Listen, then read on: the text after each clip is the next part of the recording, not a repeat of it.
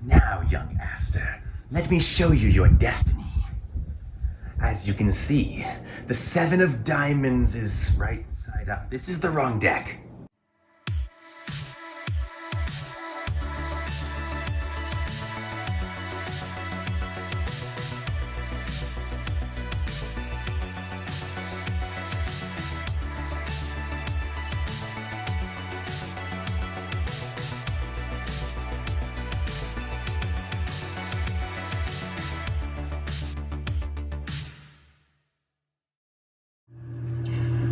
Hey guys, it's Golden TCG Cardcast, and today I'm bringing you my 40-card Saio Kumar deck profile. So let's get into it. Now, this deck's a little difficult. I built it once before, and this was back when I was under the impression that you couldn't build a deck with only 15 monsters, half of which being low-level monsters. Then I built Jesse's deck, and I realized that I could play 7 monsters, and the deck would work perfectly fine. So, I literally have every single card Saio plays in this deck. He plays exactly 40 different cards across the entire show, whether we see it in his deck, or he summons them, or sends them to the graveyard. Season 2 through 4, he plays 40 cards. So, this is going to be a pretty easy deck profile for me. I will let you guys know when a card uses its anime effect, and yeah, let's get into it. Oh, one more thing before we start. Because in the anime, Saio kind of relies on destiny powers to win, every one of his cards is kind of based on a coin flip. The way that I've kind of decided this should work is, just like in the show, he lets his opponent dictate the way that the card gets its effects. Instead of flipping a coin, your opponent would decide right side up or upside down. Right side up is heads up, and right side down is tails. So if you're ever playing this deck with a friend, that's how I suggest playing this deck. Not by actually tossing coins, but by letting them decide what your cards do without telling them what your cards do. And that just kind of results in a more accurate game. But without further ado, let's start the deck profile off with the card that most media seems to deem as Saio's ace monster. We have one copy of Arcana Force 21, The World. Now, yes, I know Saio was played by the guy who eventually went on to voice Dio, and The World, you know.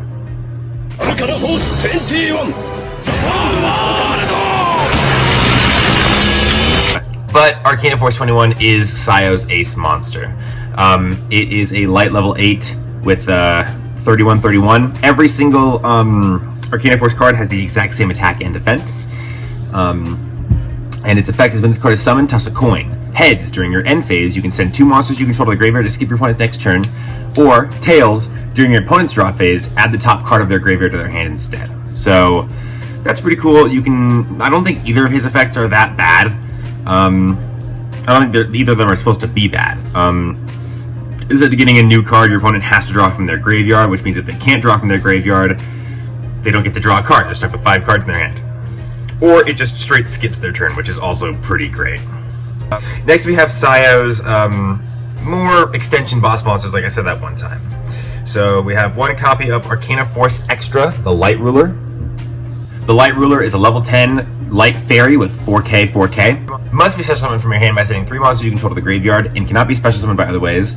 When this card is special summoned, toss a coin and gain the appropriate effect. Heads, when this card destroys an opponent's monster with battle and sends it to the graveyard, target one card in your graveyard, add that target to your hand. Or tails, during either player's turn, when a spell or trap card or monster effect that targets this card is activated, this card loses exactly 1,000 attack and negate the activation, and if you do, destroy it. So again, most of the bigger Arcanas don't really have negative effects, so that's kind of cool. Next we have the counter to the Light Ruler. We have Arcana Force Extra, the Dark Ruler. The Dark Ruler has the exact same stats. It's pretty much the same monster down to everything but its effect. Cannot be normal summoned or set. Must be special summoned from your hand by sending 3 monsters you control to the graveyard. And cannot be special summoned by other ways. When this card is special summoned, toss a coin and gain the appropriate effects. Heads. This card can make a second attack during each battle phase, but if it does so using this effect, change it to defense position at the end of the battle phase. Its battle position cannot be changed until the end of your next turn.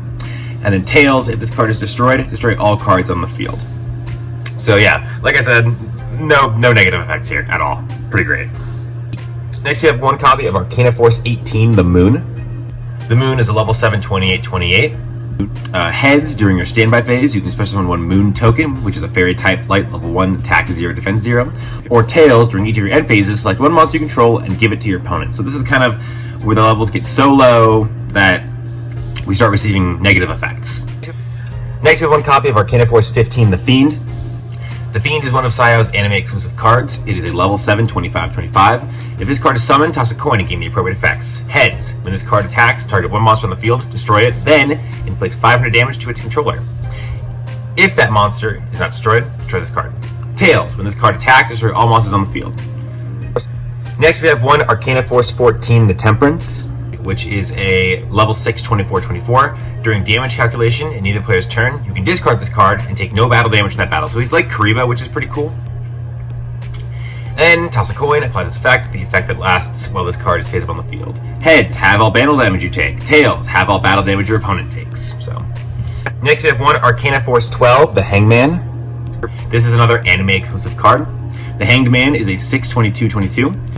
Its effect is heads, once per turn destroy one monster you control and inflict damage to your life points equal to the attack of the destroyed monster. Or tails, once per turn destroy one monster your opponent controls and inflict damage to your opponent equal to the attack of the destroyed monster. So the Hanged Man is one of the unique ones where its effect is kind of good for your opponent if it's right side up. So it's kind of interesting. Then we have one copy of Arcana Force 8, The Strength. The Strength is, again, another anime exclusive card.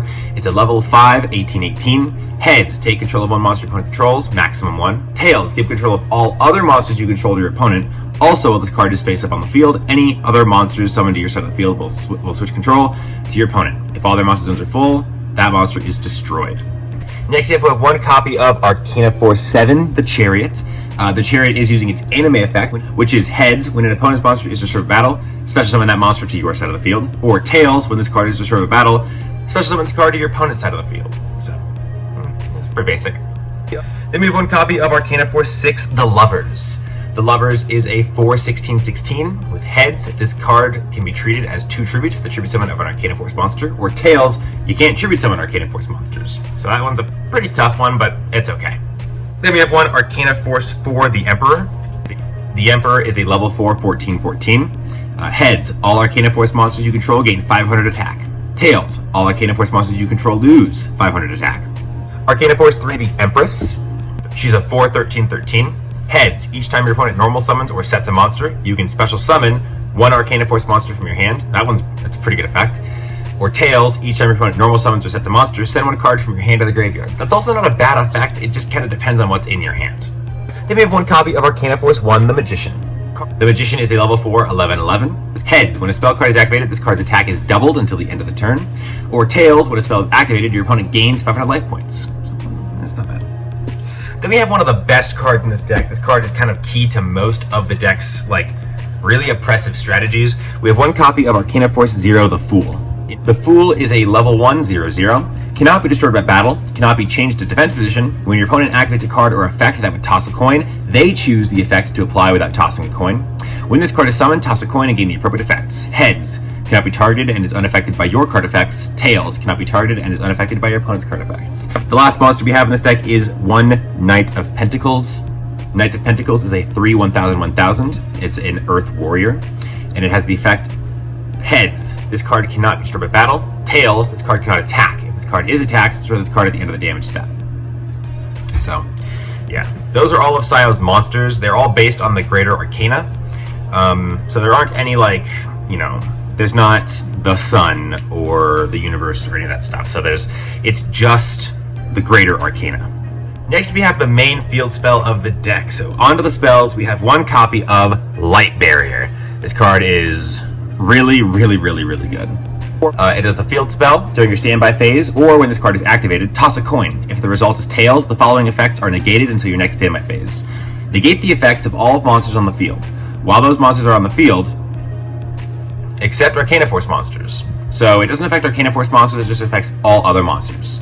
When an Arcana Force monster is summoned, choose which effect to apply without tossing a coin. If a monster is destroyed by another monster by battle, its controller gains life points equal to the destroyed monster's original attack. So, that's pretty cool. It's a really, really good field spell, but you gotta win that coin toss. Luckily, if you do win the coin toss, you never have to win another coin toss for that round, so that's pretty good. Next, we have one copy of the Skylord. Continuous spell. Activate this card only if you have a level 7 or higher Arcana Force monster in your graveyard. You can send this face-up card, 1 the Material Lord and 1 the Spiritual Lord from your field of the graveyard.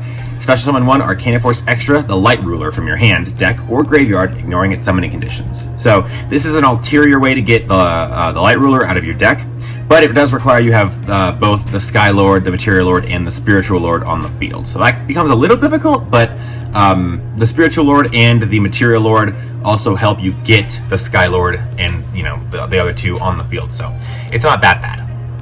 Next, we have one copy of an equipped spell. We have 1 Reverse Reborn. Target 1 Arcana Force monster in your graveyard, special summon it in face of attack position, and equip with this card.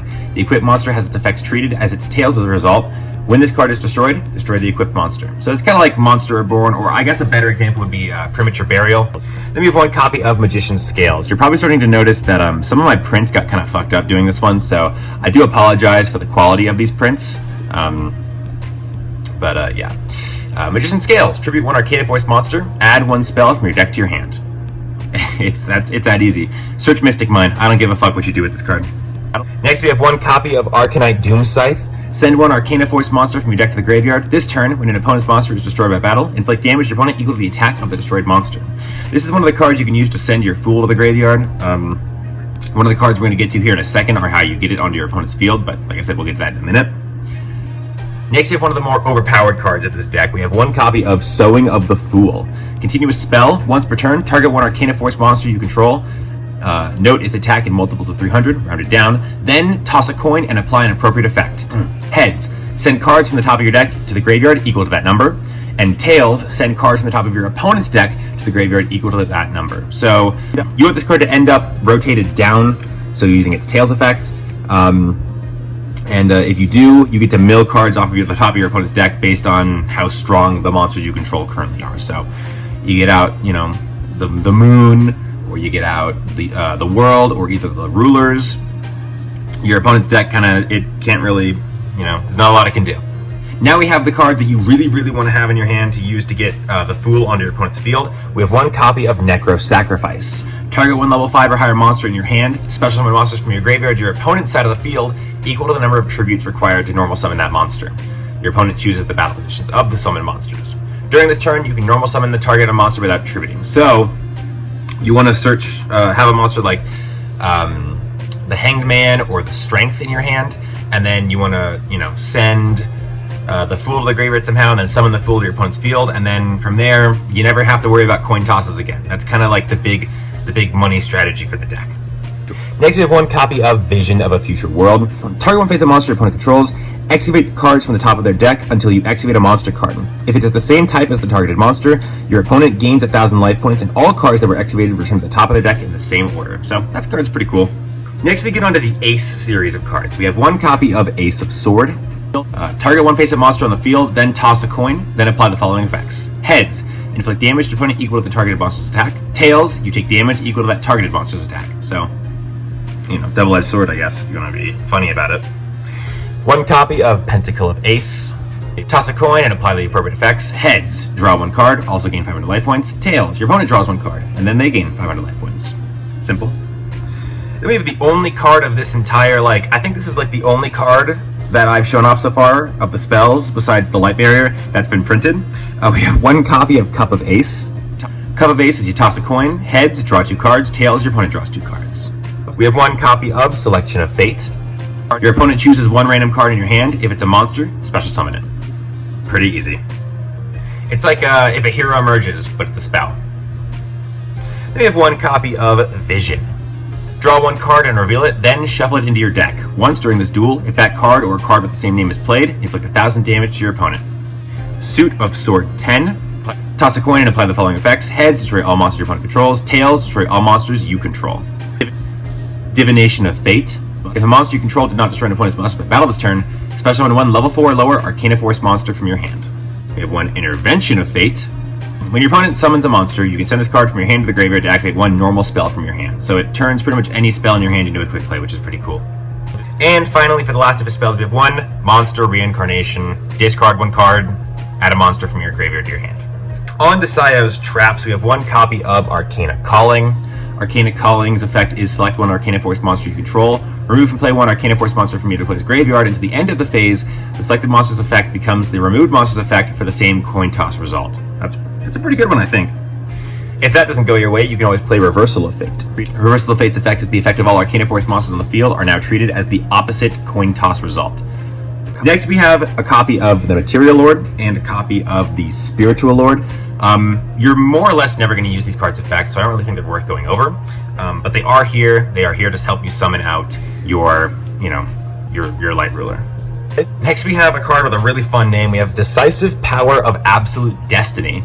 Declare one monster name. If a card with the declared name is in your opponent's deck, special summon it in attack position to their side of the field. So, if you know who you're dueling, you can force a low attack position monster out of their field or out of their deck and cause an opening, which is pretty good. Next, we have one Emperor's Staff. Your opponent draws one card. This turn, cards you control cannot be destroyed by your opponent's card effects. One Ace of Wand. When a monster is destroyed by a card effect, toss a coin and apply the appropriate effect. Heads, the controller of the destroyed monster gains life points equal to the total attack of the destroyed monster. Tails, inflict damage to the controller of the destroyed monsters equal to the total attack of the destroyed monsters. And the last card in his deck, which you really, really want to use with that Fool combo I mentioned earlier, is Tour of Doom. During your opponent's standby phase, toss a coin. Heads, your opponent cannot summon until the end phase. Tails, you can't summon during your next turn. Pretty oppressive stuff. There's no extra deck for this deck, so we're just going to get straight into the main combos for the deck. Obviously, it's the deck's ace monster, so you really want to have this card on the field. You really want to get around to summoning one copy of Arcana Force 21 The World. Like I said, neither of its effects are bad. If you never want to let your opponent draw a card, you can always just, face down effect. But if you want to skip their turn completely, heads up effect. Getting this card on the field is pretty easy with the help of cards like the number 30, the Empress, number 6, the Lovers, and number 7, the Chariot. Both of these cards are just generally really, really good for putting tributes on your field to summon your higher leveled Arcanas. Of course, you always want to have a copy of Light Barrier. Light Barrier is just the end-all be-all of your deck. You really want this card on the field. It helps you give your Arcana Force monsters the effects that they need. Of course, there are other ways around looping around, having to do coin tosses. With Arcana Force 0 the Fool, and its effect that gives your opponent the ability to choose coin toss results, you can use a combo that I'd rather like, which is finding a way to send it to the graveyard with cards like Arcanite Doomscythe, and then summoning it back to your opponent's field with Necro Sacrifice. And then from there, it's as easy as getting to pick the coin toss results for everything you do. The combo used in the show was your opponent controls 0, and then you have Sowing the Fool on your field, again you get to pick the result, and Tour of Doom, again you get to pick the result. And then from there it's just a matter of summoning a big monster. But that was my 40 card Saio Kumar deck profile. If you guys enjoyed it, hit the button in the center of the screen to subscribe on the spot. Go down into the comment section with what you guys want to see next, and go down into the description, check out the link to our Discord, and the link to their character deck profiles. This has been Cole from TCG Cardcast. Peace out, guys.